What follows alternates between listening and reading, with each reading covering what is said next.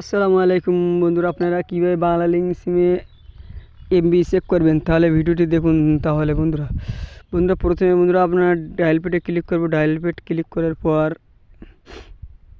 Interview আসার পর এখানে ক্লিক করে এখানে ক্লিক করার পর বন্ধুরা এখানে চেক দিব। বন্ধুরা *121*100# কল। বন্ধুরা আপনার যে সিমে বাংলা লিঙ্ক থাকবে সেটা ক্লিক করেন। বন্ধুরা আমি এখানে ক্লিক করতেছি। ক্লিক করার পর বন্ধুরা একটু লোডিং নেবে।